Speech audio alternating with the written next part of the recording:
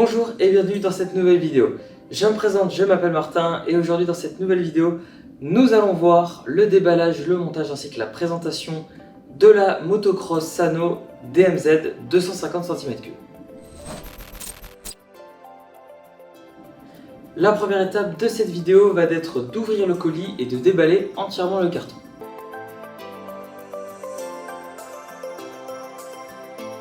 Maintenant que vous avez enlevé le carton, la deuxième étape consiste à retirer la cage métallique ainsi que tous les plastiques et toutes les pièces détachées que je vous invite à positionner autour de vous. Pour enlever la cage, vous allez avoir besoin de 3 outils. Une clé de 8, une clé de 10 ainsi qu'une clé Allen de 6.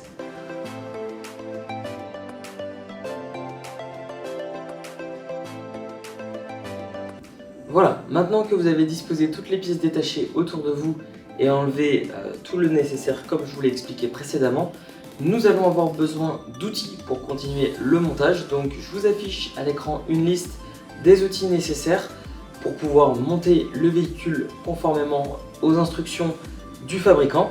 Maintenant que vous avez pu récupérer tous vos outils, nous allons pouvoir procéder au montage du véhicule. Je le précise, avec la moto, des outils sont fournis.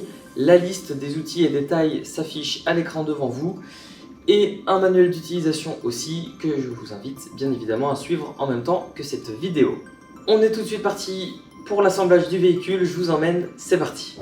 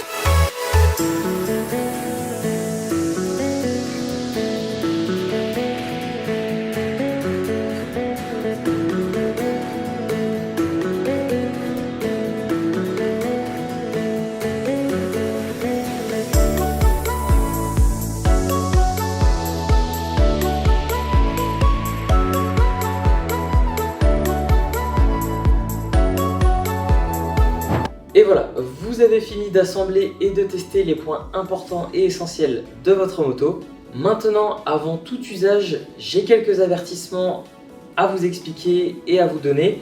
Ce sont des choses importantes auxquelles vous devez être attentif et que vous devez savoir. Toutes les explications que je vais vous donner, ce sont tout simplement des préconisations constructeurs. Et nous allons voir le premier point dès maintenant. La première chose à savoir est que vous êtes en rodage, donc vous devez parcourir une distance d'environ 500 km avec votre moto pour que votre moteur soit rodé. Et ça veut dire qu'il ne va falloir pas excéder plus des 3/4 de la poignée d'accélération et ne pas monter trop haut dans les régimes et donc pas de vitesse importante. Deuxième point à savoir, après votre première sortie, vous allez devoir contrôler toute la visserie de la moto ainsi que les rayons. Troisième point à savoir, de la page 22 à la page 30 de votre manuel d'utilisation, elle s'appelle la section numéro 7. Vous allez pouvoir retrouver toutes les informations importantes et relatives à l'entretien de votre véhicule. Quatrième et dernier point, à la page 31 et 32, vous allez pouvoir retrouver un tableau vous expliquant les différents points pour une recherche de panne mécanique. Et à la page 35, vous allez pouvoir retrouver un schéma électrique concernant les pannes électriques. Et voilà, c'est la fin de cette vidéo. Merci de l'avoir visionnée, j'espère qu'elle vous a été utile. Je vous remercie. Sur ce, je vous dis à très bientôt, à la prochaine pour de nouvelles vidéos. Salut!